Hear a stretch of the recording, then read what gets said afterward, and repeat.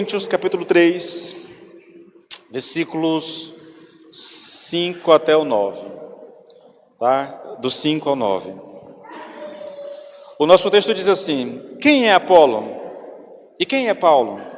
São servos por meio de quem vocês creram, e isto conforme o Senhor concedeu a cada um.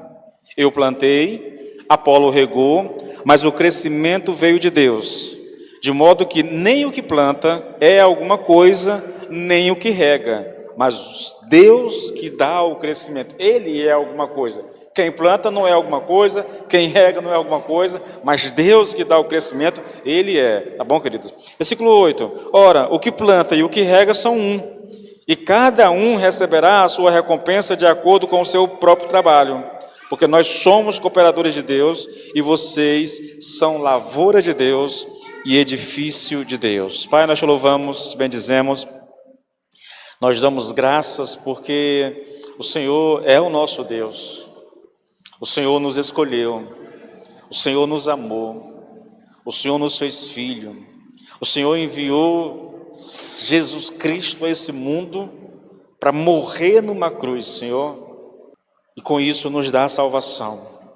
A nossa salvação custou preço de sangue, foi a vida de Jesus pela nossa, literalmente, Senhor, e nós somos gratos por um amor tão grande assim, por um amor tão poderoso, meu Deus, que esse amor nos constranja a viver para Ti, Senhor, o melhor tipo de vida que nós podemos oferecer ao Senhor, no nome de Jesus, Pai. Senhor, pedimos também agora que o Senhor abra o nosso entendimento, que o Senhor ilumine o nosso entendimento, de maneira que a palavra seja bênção na nossa vida, em o nome do Senhor Jesus Cristo de Nazaré. Queridos, nós estamos avançando no nosso texto, tá bom? E a gente vai avançando, mas o assunto é o mesmo, então se torna, de certa forma, repetitivo, porque nós não temos como mudar. Paulo está trabalhando um tema, Paulo está trabalhando uma dificuldade da igreja, e ele vai batendo, ele vai martelando, ele vai argumentando, entendeu? E você pensa que ele esqueceu do assunto, de repente ele traz o assunto à tona novamente, e aí ele acrescenta mais algumas coisas, porque para Paulo, essa igreja, ela passava por muitos problemas. A gente sabe, toda a carta é Paulo tratando de problemas. É um negócio impressionante. Mas de todos os problemas que essa igreja vivia, nenhum deles se comparava à questão da divisão que acontecia dentro da igreja. Irmãos se bicando, irmãos brigando uns com os outros, competindo uns com os outros, entendeu? Havia contendas, havia invejas, havia ciúme, havia partidarismo, entende? No meio dessa igreja. E Paulo está preocupado porque esses irmãos estão se afastando do Senhor. O comportamento deles, Paulo diz: olha, vocês, mesmo que vocês tenham o Espírito Santo, eu não posso nem me referir a vocês como alguém que é espiritual, porque o comportamento de vocês não é de alguém espiritual. O comportamento de vocês é de alguém carnal, é de crianças em Cristo. Vocês são adultos, vocês já têm um bom tempo na fé, mas continuam agindo como se ainda fossem bebês em Cristo. O problema de Paulo é esse, querido. E a gente vem tratando disso ao longo da ministração da carta, entendeu? E, queridos, é interessante. A gente já viu aqui que a causa suprema desse problema é porque eles, eu vou dizer que eles não entenderam o Evangelho, mas eu não sei nem se é exatamente o fato de não ter entendido, mas que eles tinham uma perspectiva, não entenderam realmente, porque não entenderam o Evangelho, acrescentaram alguma coisa ao Evangelho, entendeu? E o fato de não entender o Evangelho, querido, levou eles praticamente a compreender errado tudo aquilo que foi ensinado para eles. Lembre-se que esses irmãos tiveram como seu primeiro pastor Paulo. Paulo ficou 1 ano e meio na cidade de Corinto, pregando e ensinando essas pessoas.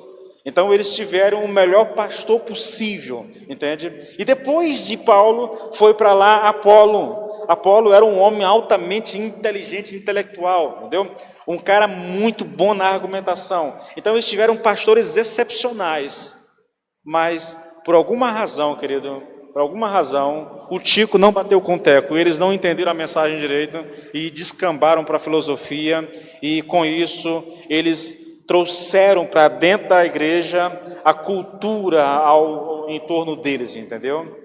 E aí, como consequência disso, eles, por não entenderem o Evangelho, por agregar a filosofia ao Evangelho, eles entenderam também, de maneira totalmente equivocada, o papel da liderança na vida da igreja. Nós já tratamos da questão do Evangelho. Paulo praticamente está pregando o Evangelho outra vez para esses irmãos, porque eles não entenderam no começo, né? Paulo trata disso. Agora Paulo trata do problema da liderança na igreja, a falta de entendimento dessas pessoas. Lembra como é que eles lidam com liderança?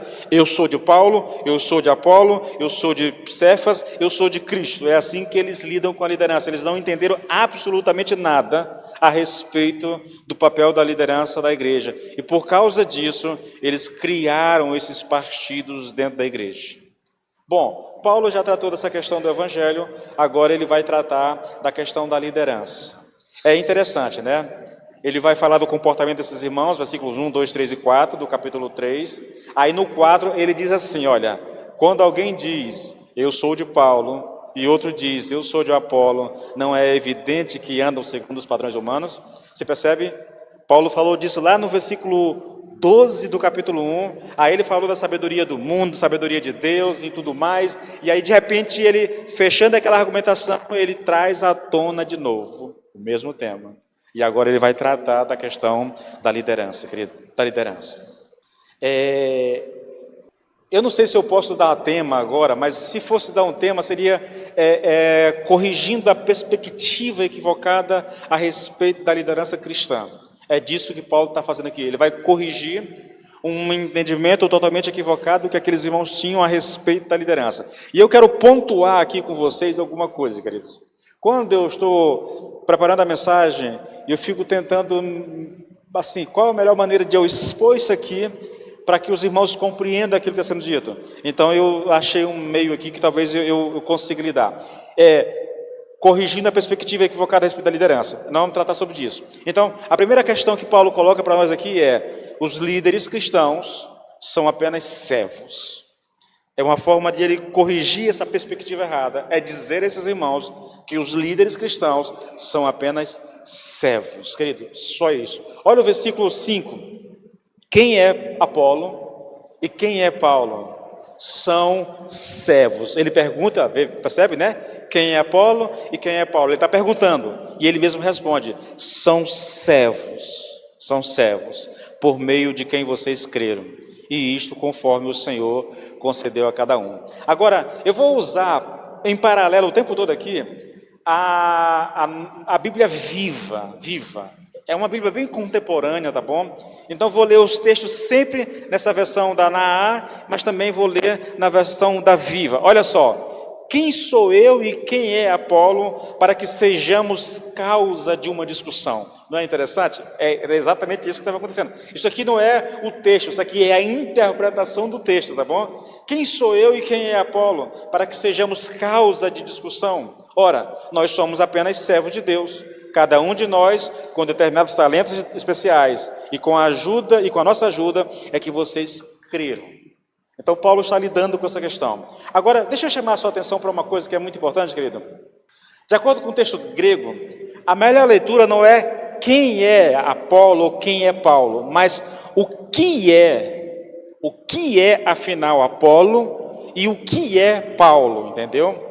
E Gordon Fee diz que essa interpretação é melhor, porque aqui a intenção de Paulo aqui, querido, é que ele está usando de uma retórica, né? E o desejo dessa questão de Paulo aqui é expressar escárnio pela atitude dos coríntios.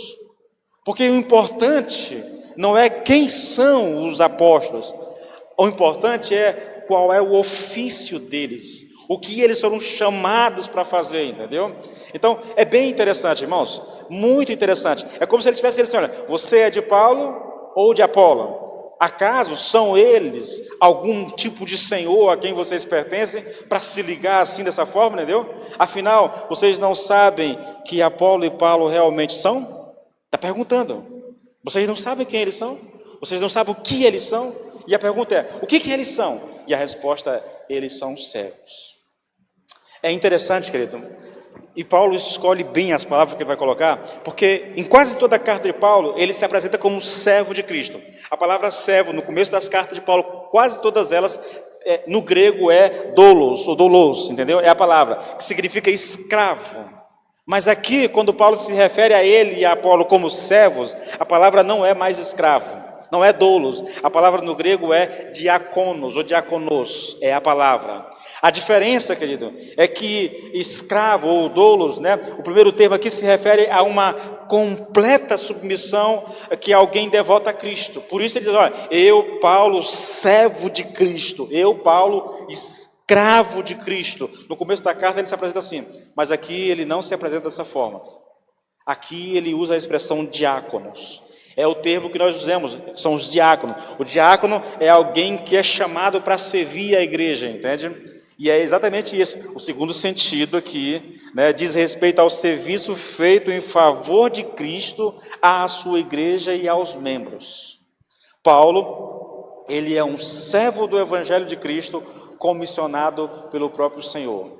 Ele não diz que ele é escravo da igreja. Ele é um servo de Cristo que está a serviço da igreja, né? É a questão que é colocada aqui. Ele muda os termos para que as pessoas não entendam mal o que ele está dizendo. E a intenção de Paulo, querido, com essa expressão aqui, com esse questionamento, é tirar o foco dos líderes e colocar esse foco na pessoa de Jesus. Quando ele diz o que é Paulo e o que é Apolo, ele tira o foco de quem são eles, mas o que eles foram chamados para fazer. E eles foram chamados por Cristo, comissionados por Jesus, para servir. Os dois são chamados para servir, são servos.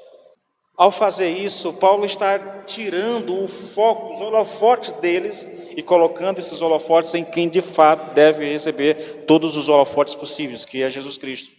Mas o objetivo dele vai além ainda, querido, pois ao chamar a si mesmo, né, e a Apolo de servos, ele pretende também remover qualquer ideia errônea de que esses líderes, né, fossem rivais, um contra o outro, entendeu? Como se cada um estivesse defendendo a sua ideia, os seus conceitos, o seu evangelho.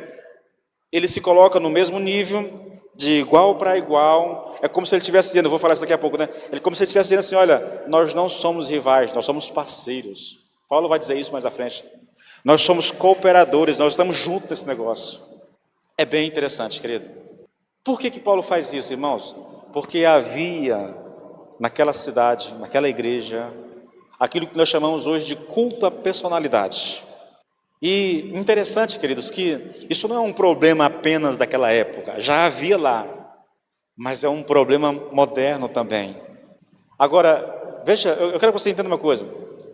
Eu sei, e isso vai acontecer sempre, sempre vai haver crentes que endeusam os seus líderes. Aconteceu lá em Corinto, acontece hoje.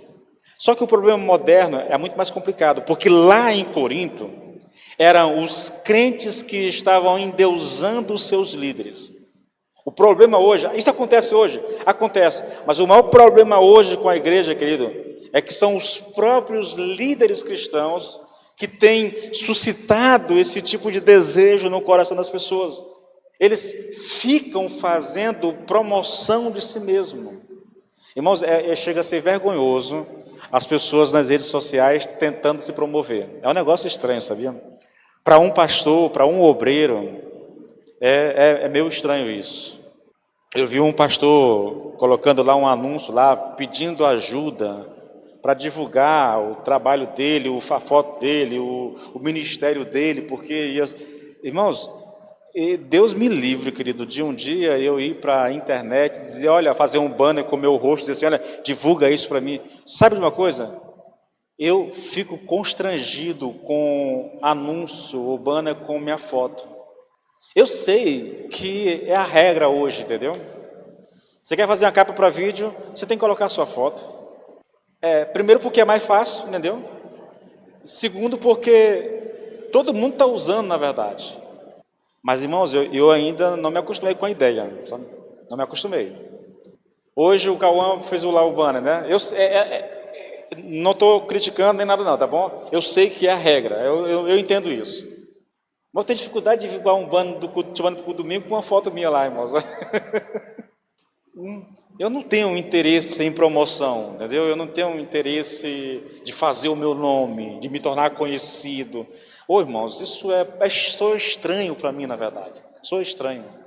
Eu entendo, eu sei que é assim que funciona, tanto é que eu não digo nada, eu já me programei mentalmente, Senhor, eu sei que é assim, então vai ser assim. Mas internamente eu ainda luto comigo mesmo. Tá? Quando um irmão divulga, de boa, mas eu divulgar é um negócio meio estranho para mim, é sério. Se tiver 2 banners, um com a foto minha, outro sem a foto, você pode ter certeza que eu vou divulgar aquele que não tem foto, porque eu me sinto mais à vontade. Se vocês divulgarem, eu me sinto tranquilo, mas eu fazer comigo mesmo é mais complicado. Só que a gente vive uma geração, querido, e essa geração de hoje faz isso o tempo todo. Promoção mesmo, sabe? É propaganda mesmo, propaganda de si mesmo, propaganda do seu ministério, entendeu? E é uma coisa de louco. As pessoas parecem, querido, você pega aí, por exemplo, essas igrejas neopentecostais que nós temos hoje, né? Baseado na figura do pastor. Ah, irmãos, os outros pastores falam iguais ao pastor, a mesma entonação, a mesma coisa. É um negócio muito estranho, querido. Eu falei para minha esposa esses dias, né? A principal característica de uma seita é que todo mundo anda de forma padronizada. Todos conversam da mesma forma, todos se vestem da mesma forma, entendeu? Produção, como é que chama isso? Produção em série, isso, é produção em série.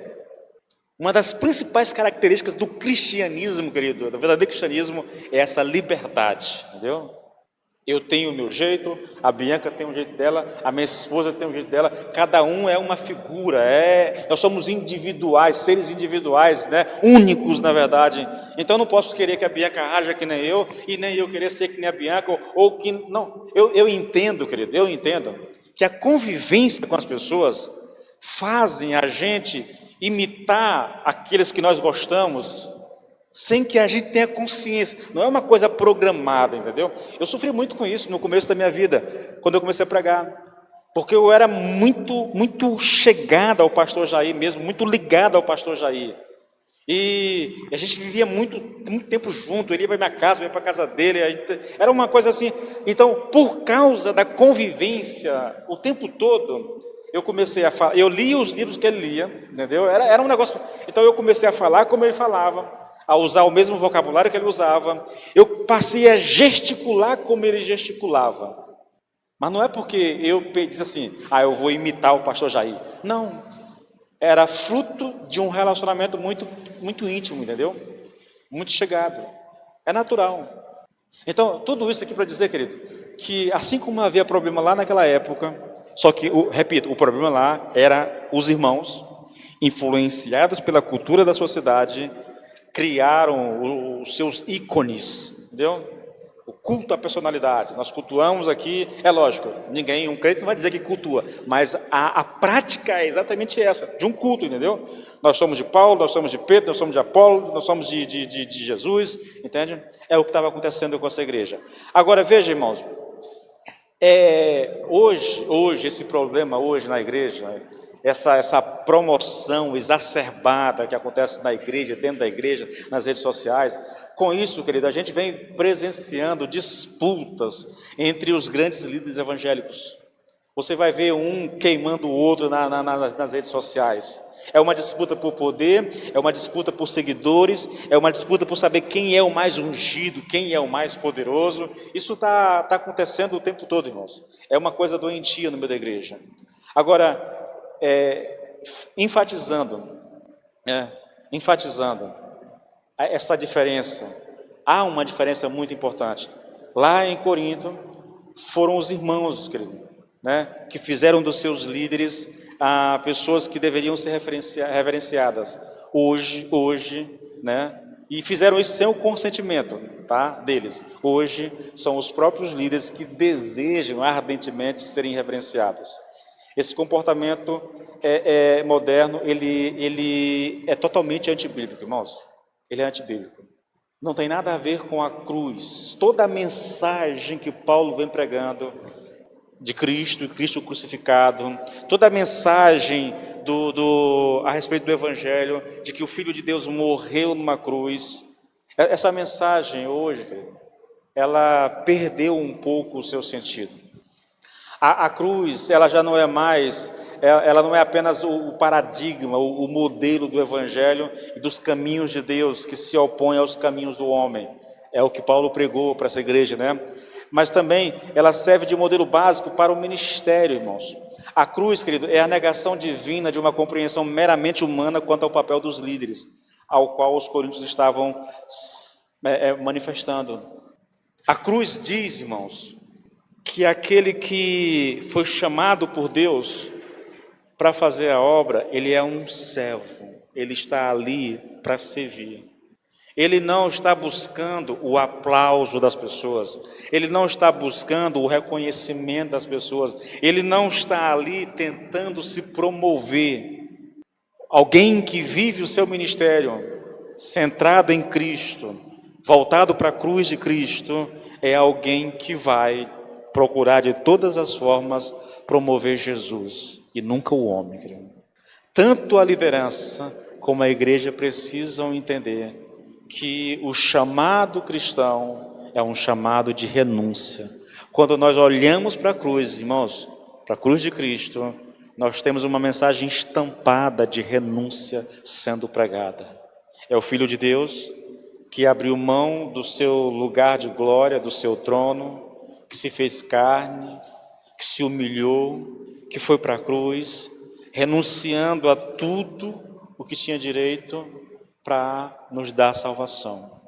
É por isso que o mesmo Cristo, quando diz assim, olha, se alguém quiser vir após mim, qual é a primeira exigência que se faz? Tome a sua cruz, negue-se a si mesmo. Se houvesse, irmãos, essa centralidade da cruz de Cristo em nós, de renúncia, não haveria na igreja essas disputas que há, não haveria as divisões que há, não haveria essa promoção louca que a gente vê de homens de Deus querendo se promover. Sabe, eu estava ouvindo a mensagem, editando a mensagem para postar esses dias. Eu estou postando a série de Abacuque, né? Pena que eu perdi algumas mensagens, irmãos. Eu não consigo achar, eu já procurei no meu HD, no HD externo, eu já procurei. Eu tinha essas mensagens na nuvem, mas a nuvem foi embora e eu fiquei sem a nuvem.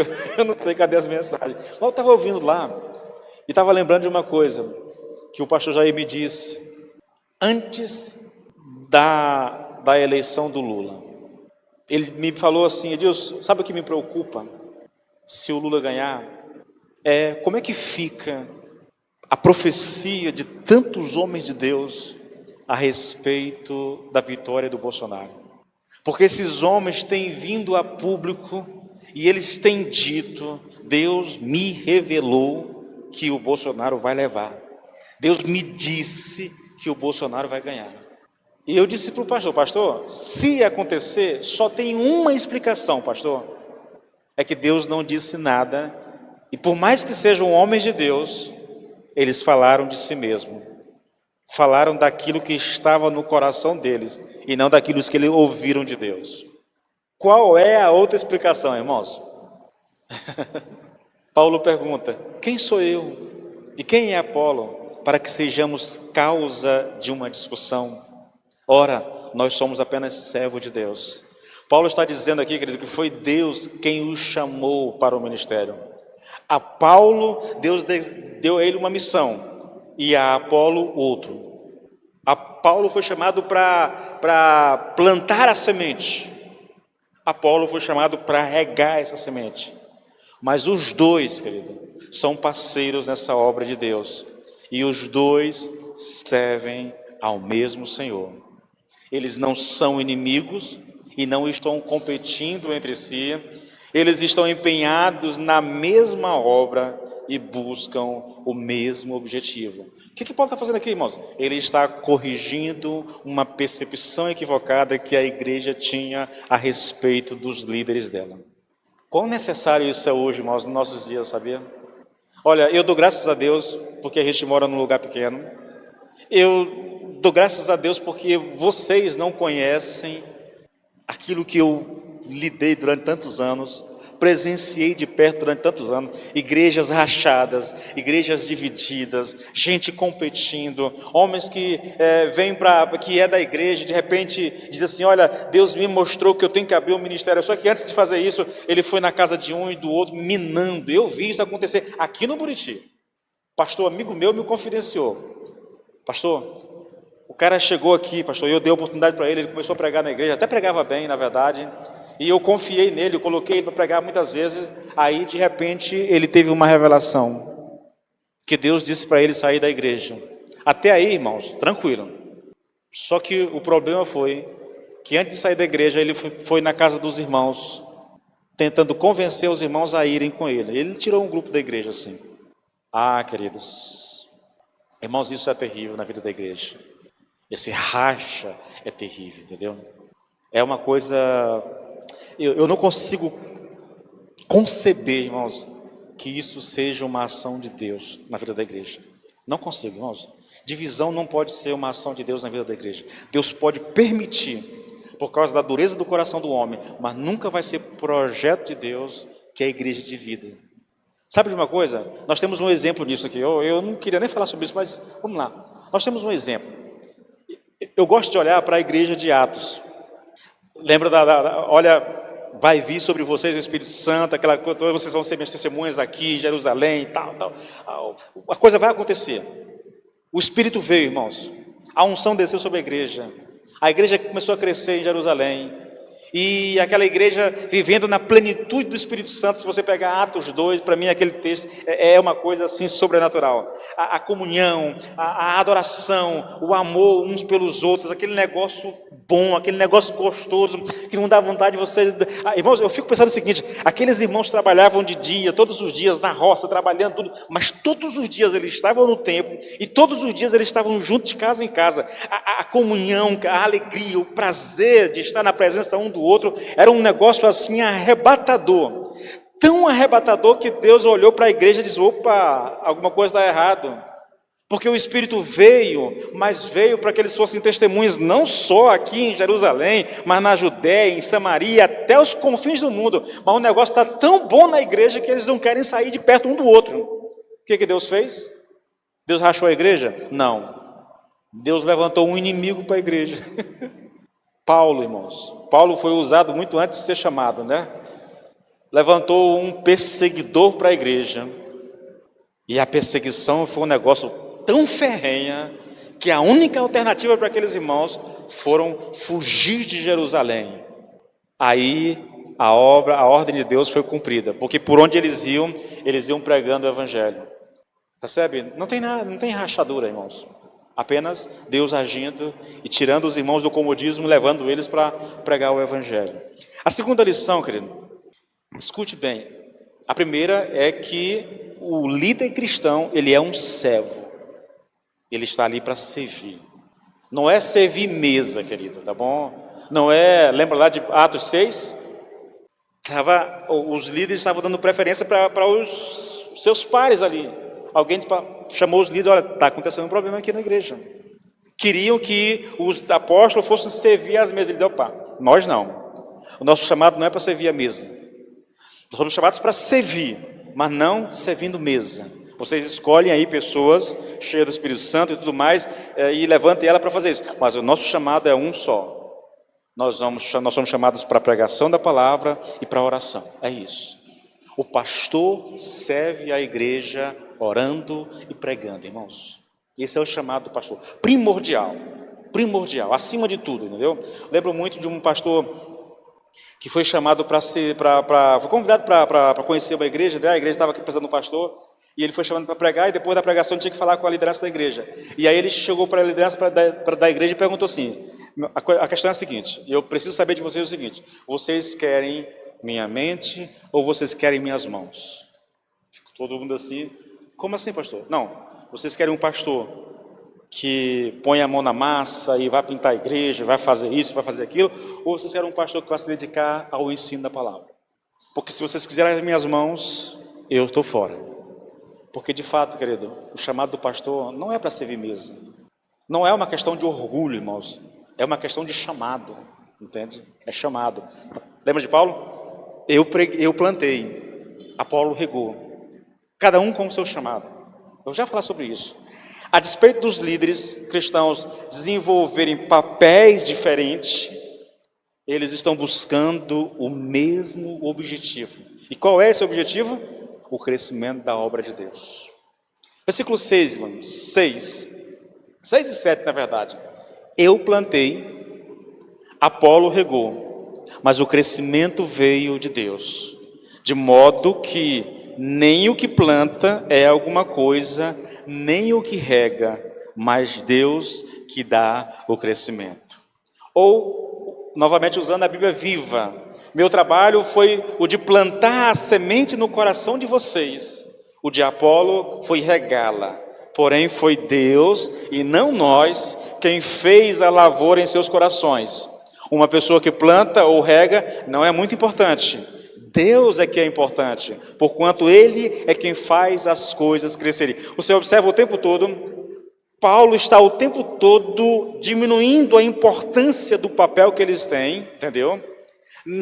Isso é proposital, irmãos. Por que ele está fazendo isso? Porque essa igreja estava endeusando esses homens. Então ele está diminuindo. Olha, quem planta não é nada, quem rega não é nada. O que é importante mesmo é Deus, porque Ele é que faz as coisas crescerem.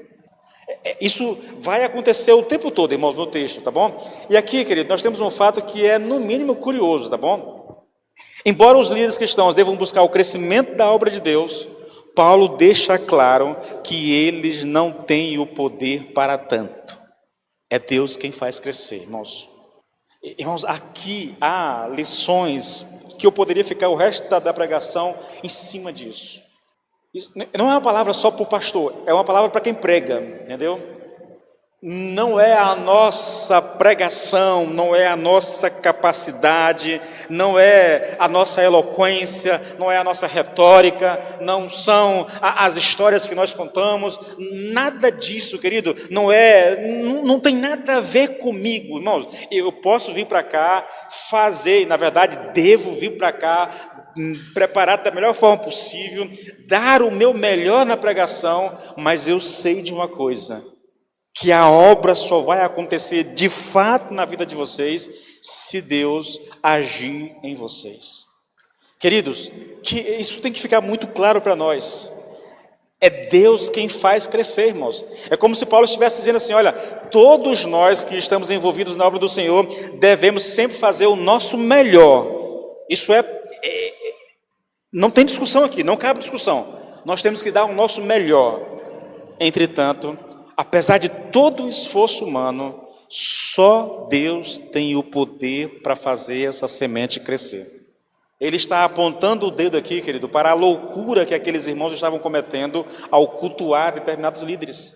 O apóstolo está dizendo que sem Deus, eles não tinham nenhum valor.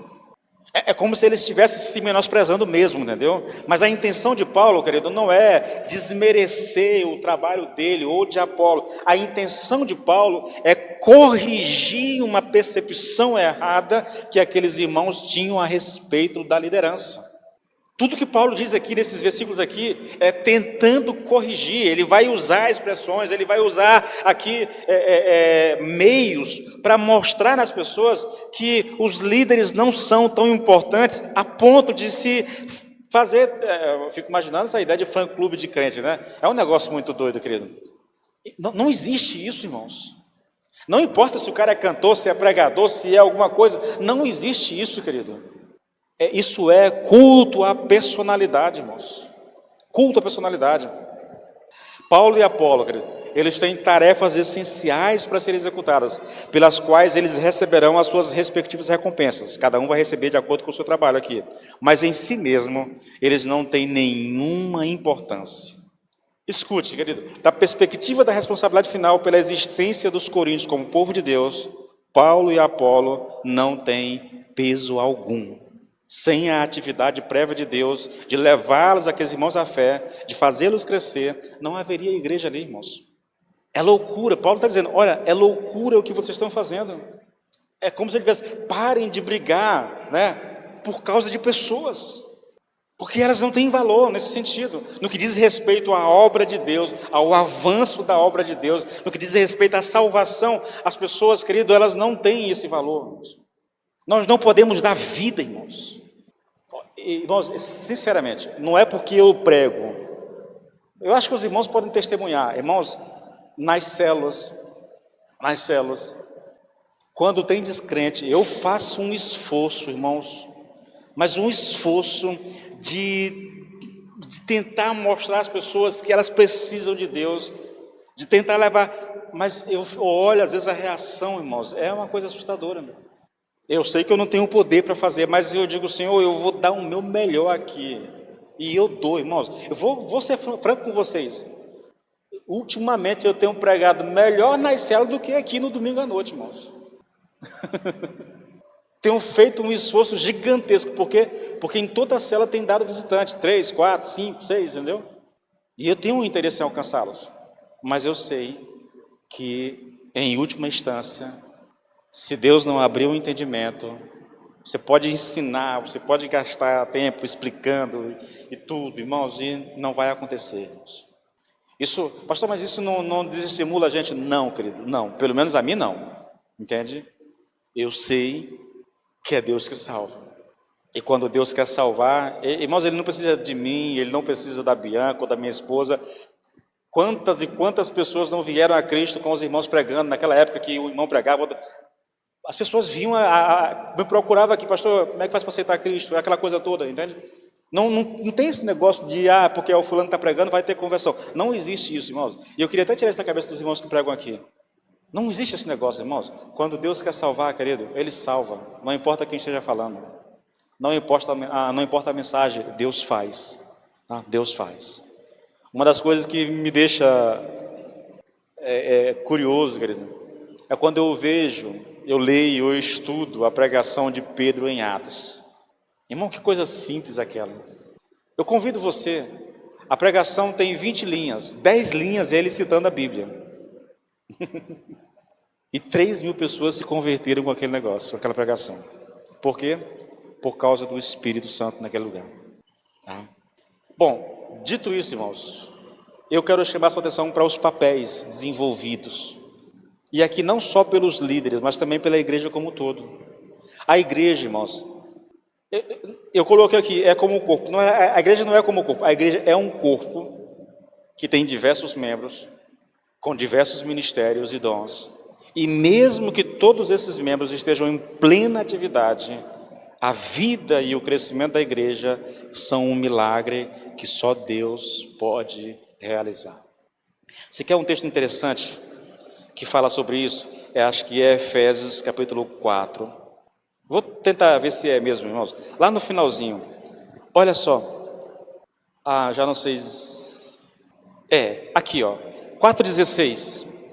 15 então. Mas seguindo a verdade em amor, cresçamos em tudo naquele que é a cabeça, Cristo, de quem todo o corpo, bem ajustado e consolidado pelo auxílio de todas as juntas, segundo a justa cooperação de cada parte, efetua o seu próprio crescimento para a edificação de si mesmo em amor. O corpo efetua o seu próprio crescimento, mas por que ele efetua o crescimento? Porque ele está conectado ao cabeça, ou à cabeça, que é Cristo. É como os galhos da videira, que recebem da videira tudo que eles necessitam para produzir frutos, entende? Assim somos nós. Nós não podemos produzir nada de nós mesmos, irmãos. Porque se eu reproduzir, irmãos, imagine uma coisa. Se eu fosse reproduzir a mim mesmo em vocês, querido, nós ia termos problemas, irmão, porque eu não sou perfeito. E eu tenho muito defeito, irmãos. E alguns bem complicados, entendeu? Então eu não vou querer reproduzir quem eu sou em vocês. Que Cristo se reproduza em vocês, que Ele gere em vocês uma mentalidade cristã, mas eu não, irmãos. Porque eu me conheço, entende? Então, é importante, querido, que nós entendamos que só Deus pode efetuar o crescimento, só Deus pode dar vida. Quem é Apolo, quem é Paulo, apenas instrumentos que Deus está usando, são apenas servos que Deus está usando, mas a fonte de tudo é Deus, querido, é Deus. O crescimento numérico, irmãos, o Hernandes Lopes diz isso, pode até ser fabricado, mas o crescimento espiritual só Deus pode produzir. Quando ele diz isso, querido, ele tem consciência, ele é um pastor que roda o Brasil todo, ele sabe que há muitas igrejas que conseguem produzir conversões, mas conversões apenas de alma, de emoções, entendeu? De sentimentos, não conversão espiritual. Uma igreja, por melhor que ela seja, por melhor que ela faça o seu trabalho, ela não pode dar vida, irmãos, não pode. Só Deus pode dar vida, só Deus pode de fato, porque pensa no seguinte, querido, eu tenho estudado recentemente, né, algumas doutrinas bíblicas esquecidas, regeneração, a doutrina da nossa união com Cristo, do novo nascimento, essas doutrinas todas eu tenho estudado elas bastante, né, e uma coisa que a gente aprende ali muito claramente, irmãos, muito claramente, é que só Deus pode colocar esse princípio de vida divina dentro do ser humano. É uma ação exclusiva de Deus, isso não pode ser produzido pelo ser humano. Eu vejo muitas vezes, irmãos, eu já participei disso já há um tempo, já tive envolvido, mas hoje eu olho para trás, querido, e eu vejo as pessoas numa tentativa eu vi pastores fazendo isso, vi irmãos em igreja, em célula tentando fazer isso, tentando levar as pessoas a conversões, entendeu? E aí elas tentam emocionar as pessoas, elas tentam, como é que eu coloco essa expressão? Tornar a vida na igreja uma vida bem light. Eu lembro de um irmão dizer assim, olha, nós na igreja a gente também brinca, na igreja também se diverte, na igreja também faz isso, faz aquilo, tentando convencer as pessoas a vir para a igreja. É como se ele dissesse assim, olha, a igreja não é essa realidade que as pessoas estão pintando aí, né, de uma coisa muito fechada, muito antiquada. Aqui a gente também se diverte, aqui a gente também brinca, e isso tudo é uma tentativa de tentar, de convencer as pessoas a vir. Sim, querido, isso pode até funcionar, a pessoa pode vir para a igreja, mas isso está longe de significar que ela realmente nasceu de novo, tá? Nasceu de novo. Então, falando aqui, querido, Paulo está usando aqui uma analogia da lavoura. Eu plantei, Apolo regou, mas o crescimento veio de Deus. É uma analogia que ele está fazendo, tá bom? Ele vai dizer aqui que nós somos lavoura de Deus. Nessa analogia aqui, querido, que Paulo usa, ela tem 4 componentes interessantes, tá? O primeiro é aquele que plantou a semente. Aí ele está falando dele mesmo, de Paulo, que fundou a igreja. O segundo componente aqui é aquele que regou, ou que irrigou, ou que cultivou essa semente. E aí ele está falando de Apolo, né, que foi aquele que praticamente substituiu Paulo na frente da igreja de Corinto, entendeu? Aí depois tem aquele que vem fazendo com que a igreja cresça. Esse elemento aqui, que é, no caso, a Deus, né? É Deus quem dá o crescimento. E, por último, a lavoura ou o campo, que é a própria igreja. Então, veja, Paulo está dizendo, vocês são o campo, a lavoura, eu fui o que lancei a semente, Apolo veio e regou, e Deus veio e deu o crescimento, entendeu? É essa analogia. Essa analogia em si, querido, ela serve tanto para confirmar o ministério de Apolo, quanto para colocar Apolo e Paulo em pé de igualdade da perspectiva do servir. Eles são iguais, eles são parceiros nesse ministério, entendeu? Ao mesmo tempo, a analogia também visa redirecionar a atenção daqueles irmãos de Corinto para que deixem de olhar para os servos e passem a olhar para o Deus único, a quem tanto Paulo como Apolo servem, né? E igualmente aos irmãos da igreja que pertencem ao Senhor. Eu quero finalizar essa questão aqui, querido, dizendo uma coisa. Seria muito interessante, irmão, se todo mundo cristão estivesse realmente buscando e trabalhando pelo crescimento da obra de Deus. e não que eles estivessem tentando se promover. Quando você pega Paulo e Apolo, vocês percebem exatamente isso. São homens de Deus que estão buscando o bem, sabe, da igreja, que estão trabalhando pelo melhor da igreja. A intenção deles é que a igreja, que aqueles irmãos cresçam, que aqueles irmãos se desenvolvam, que aquela igreja avance naquela cidade e ela consiga alcançar mais pessoas. Não há um interesse pessoal de alguém se promover em cima da obra do Senhor. Tudo que eles querem, tudo que eles estão fazendo é pelo bem da obra de Deus. O drama de hoje, querido, é que muitas pessoas perderam esse sentido. Novamente, perderam a visão da cruz. E aí, ao invés de promover o evangelho, ao invés de promover o reino de Deus, ao invés de tentar fazer avançar a obra de Deus, tudo que eles estão fazendo, querido, é atraindo pessoas para si, seguidores para si, gente que vai manter o estilo de vida deles, gente que vai bajulá-los, gente que vai... É isso que muitas pessoas, muitos obreiros estão buscando hoje, irmãos.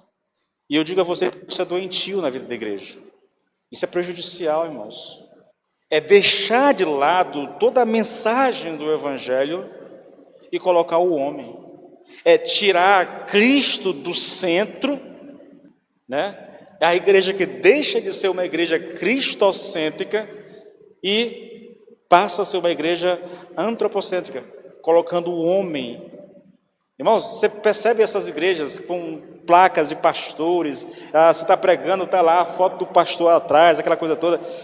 Irmãos, aquilo é promoção, querido, aquilo é promoção, aquilo é tirar Cristo do centro e colocar o homem. Quando uma pessoa se submete a isso, irmãos, é lógico, Deus faz o que pode, Deus faz o que quer, na verdade, e Ele pode alcançar pessoas, mas é provável, querido, que tudo o que esses pastores façam é tornarem aquelas pessoas que são membros das suas igrejas dependentes deles.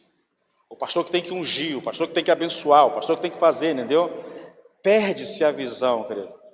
Veja, Paulo foi lá e plantou semente. E Deus tirou de lá e leva para lá Apolo. É lógico, Paulo não deixou a igreja abandonada, entendeu? Ele sabe do seu papel. Mas ele não... É a minha igreja, eu não vou deixar outro pastor assumir. Não, não tem isso, irmãos. Não é a igreja de Paulo, é a igreja de Cristo. É importante que nós tenhamos isso, essa consciência de que a igreja era a igreja de Cristo. A Kairos não é a minha igreja, irmãos. Sim, eu comecei isso aqui com a minha esposa, na sala de casa, entendeu? Ralamos, feito um condenado, mas não é a minha igreja, irmãos. Vocês não foram salvos por mim. Não fui eu que dei vida a vocês. Como diz Paulo, eu sou apenas servo, chamado por Deus para pregar a vocês. É isso, irmãos. Eu falo de mim mesmo, eu não busco o reconhecimento de vocês. Eu estava falando para a Ariana e para a Bianca hoje. Quando eu prego, eu não quero saber o que você achou da minha mensagem. Na verdade, nem que gostou para mim não me interessa. Se você gostou ou se você não gostou. Não me importo com isso, irmãos. Não é porque eu desprezo o que vocês pensem. É porque eu sei que eu tenho que prestar conta a Deus daquilo que eu estou fazendo, entendeu? Se você me disser, pastor, o senhor pregou errado, o que você disse lá está errado, aí a gente vai conversar para tentar ver o que está acontecendo. Mas terminou a mensagem aqui, né? Muitos pastores fazem isso, aí fica esperando o irmão dizer assim, pastor, que mensagem abençoada. Irmãos, eu não estou nem aí para isso. A minha guerra é entre eu e Deus, irmãos. Vocês, o que vocês pensam da mensagem, se vocês gostaram ou não, isso não faz diferença para mim. Diante de Deus, não faz diferença, irmãos. E não é porque eu não me importo com aquilo que vocês pensam. É porque Paulo diz que se eu quisesse agradar as pessoas, eu não poderia ser pregador da palavra de Deus. O pastor não está aqui para agradar, irmãos. Quem prega, diz Pedro, pregue como se o próprio Deus estivesse falando através de você. É isso, irmãos. Se aquilo que eu estou pregando, se a interpretação do texto que eu estou fazendo estiver correta, querido, isso é igual ao fato de Deus estar falando com vocês. O que vocês vão fazer com a mensagem é problema de vocês. Não é minha responsabilidade fazer vocês viverem aquilo que eu estou pregando. A minha responsabilidade é pregar da melhor forma possível, não fugir da interpretação, não burlar o texto para dizer alguma coisa que eu quero dizer a vocês, apenas expor. Meu papel é ler o texto, interpretar o texto e aplicar. E aí vocês se viram com o que vocês vão fazer com aquilo que vocês estão ouvindo. Então, tudo que nós estudamos até aqui agora, Tudo que Paulo veio fazendo até aqui, querido, é tentando corrigir a percepção equivocada que aqueles irmãos lá em Corinto tinham a respeito da liderança cristã. O que isso tem a ver conosco? Tudo, irmãos. Porque se vocês tiverem a percepção equivocada de quem é os líderes, de quem são os líderes, de quem é o pastor, irmãos, olha, querido, eu vou ser muito franco com vocês, muito franco. Alguém uma vez disse assim, pastor, eu tenho dificuldade com o senhor, eu não gosto muito do que o senhor fala e tudo e tal. Eu digo, tá certo, irmão, é direito seu. Agora, se você tem essa dificuldade, você vai para a igreja e não vai ser abençoado.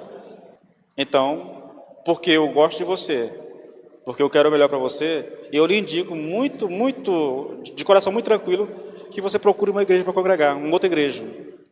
Um pastor, bom, porque se você vier para cá e disser assim, pastor, eu não gosto do senhor, eu não gosto do que o senhor prega, eu vou perguntar para ti, e o que tu faz aqui então? Sim, irmãos, nenhum pastor gosta de perder pessoas, mas eu não quero ser pedra de tropeço na vida de ninguém. Então, se o irmão tem dificuldade, eu vou ser muito franco e honesto, irmãos. Tem outras igrejas na cidade. Procure uma em que você se identifique, em que você goste da mensagem do pastor. Porque se você ficar num lugar, querido, onde você não gosta da mensagem, não gosta do pastor, você vai pecar, irmãos. Você vai estar dentro da igreja pecando. Entende? Então é importante que a gente tenha uma percepção. Eu não quero que ninguém me em Deus, jamais. Não quero, não tenho, não busco o reconhecimento de vocês, não busco o aplauso de vocês, mas também não quero, querido, que vocês sejam levados por líderes de redes sociais, entende? Essas pessoas que estão aí se promovendo, e muitas vezes vocês dão mais ouvidos ao que é pregado lá do que aqui, e faz o que é pregado lá e não faz o que é ensinado aqui. Querido, você está perdendo o seu tempo, irmãos, aqui então, entende? Eu vou dizer o que alguém disse uma vez, querido, para mim, só é pastor quem está à frente de uma igreja. Eu vou fazer uma crítica que eu sei que pode envolver algumas pessoas que eu conheço, mas é o que eu penso. Um pregador itinerante, querido, ele não tem responsabilidade com ninguém. Ele vem, diz o que bem entende, e o pastor que se vire com as suas ovelhas depois. Ele vai embora daqui. Pode ser que Deus mude meu coração, querido, mas eu não trago para a igreja um pastor itinerante, porque ele não tem responsabilidade com o rebanho. Ele não sabe o que é isso. Provavelmente ele não se sente, ele não sente o peso da responsabilidade que o pastor tem, de saber que um dia ele vai estar diante de Deus e vai prestar conta daquilo que ele fez. Então ele não sabe o que é isso, irmãos. O pastor tem que estar à frente da igreja, para ele saber como é que funciona, entendeu? Quando eu não era pastor, irmãos, juro diante de vocês, já contei isso para algumas pessoas já. O último foi um amigo meu que começou a pastorear recentemente. Quando eu era apenas membro da igreja, irmãos, eu tinha uma solução para tudo que acontecia na igreja. E eu pensava, quando eu for pastor da igreja, eu vou arrebentar. Irmãos, 2 semanas foi o suficiente para eu entender que todos aqueles conceitos e aquelas ideias que eu tinha a respeito do pastorado eram balelas. Eu vou encerrar com isso aqui. Mesma coisa de você pegar uma aula teórica de direção. Mesma coisa, irmãos. Eu te ensino tudo. Como entrar, como ligar, e o que tem que fazer, o cinto, aquela coisa toda, a marcha e tudo mais, tal. Eu te dou tudo, você memoriza tudo. Mas na hora que você entrar dentro do carro, para dirigir o carro, tudo aquilo que você aprendeu não serve para absolutamente nada. O nervosismo toma conta de você e você esquece tudo o que aconteceu, tudo que foi ensinado. Assim é o pastorado, irmãos. Enquanto a gente está aí, é muito fácil, a gente vê os problemas e sabe como resolver. Agora venha para cá, querido, e você vai perceber que a perspectiva é outra, completamente diferente. Aprendi isso muito rápido, muito rápido. E pedi perdão para Deus pela minha atitude arrogante e prepotente que eu tinha antes de ser pastor, porque eu achava que sabia. É preciso que a gente tenha uma... Eu digo isso, irmãos, porque é capaz de algum de vocês pensar a mesma coisa. Eu imagino que se eu pensei aquilo, eu imagino que alguns membros também pensam, entendeu? O pastor não sabe como fazer isso aqui. Se fosse eu ali, pastor... Eu pensava assim, irmãos. Quando eu cheguei, irmãos, para pastorear. Ainda bem que Deus é bom, né? Misericordioso. Ele sabe a dosagem certa para tratar contigo. Porque senão, querido, eu tinha caído fora do ministério muito tempo atrás. Porque é diferente. Aqui na frente é diferente, querido. A responsabilidade que você tem diante de Deus, o peso que é isso, é diferente, querido. Tá bom? Então nós vamos nos colocar de pé, a gente vai finalizar. Irmãos, cuidado com quem você ouve em redes sociais. Cuidado, querido. Eu tenho visto pessoas, querido, arrebentarem com suas vidas e às vezes arrebentar com a igreja, porque estão dando ouvido a pessoas que não sabem o que é ser igreja, não sabem o que é cuidar de um rebanho. E essas pessoas lá falam e dizem coisas que muitas vezes nós acreditamos e nós acabamos por arrebentar com a nossa própria vida, ou talvez criar problema dentro da igreja por causa daquilo que nós ouvimos lá fora. Cuidado com isso, querido. É um perigo, é um perigo. Pai, em o nome do Senhor Jesus Cristo de Nazaré, nós nos apresentamos a Ti, Senhor. Deus, nós estamos diante de um tema que é sublime. É necessário que sejamos cautelosos, Pai, em relação ao entendimento que nós temos a respeito da liderança da igreja, Senhor, a liderança cristã, Senhor. É preciso, Senhor, que nós tenhamos, Senhor, meu Deus, Pai, da parte do Senhor, um direcionamento muito claro, Senhor, para lidar da forma correta, Senhor.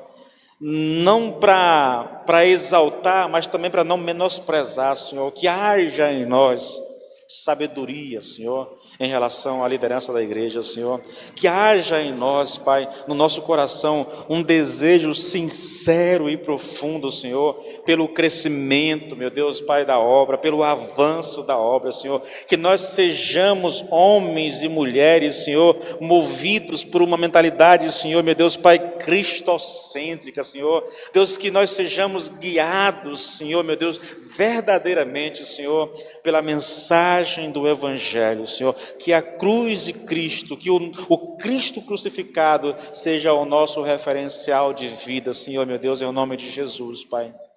Que nós tenhamos no coração, Senhor, a disposição para nos humilhar, para renunciar, Senhor, em prol do bem da igreja, em prol, Senhor, meu Deus, Pai, do andamento da obra, Senhor. Que o nosso orgulho, meu Deus, que a nossa vaidade, Senhor, não seja pedra de tropeço na vida da igreja, em nome do Senhor Jesus Cristo, mas que haja no nosso coração, Senhor, uma disposição de dar o nosso melhor, Senhor, para que a obra de fato possa avançar para a glória de Deus, em nome do Senhor Jesus Cristo. Amém e amém.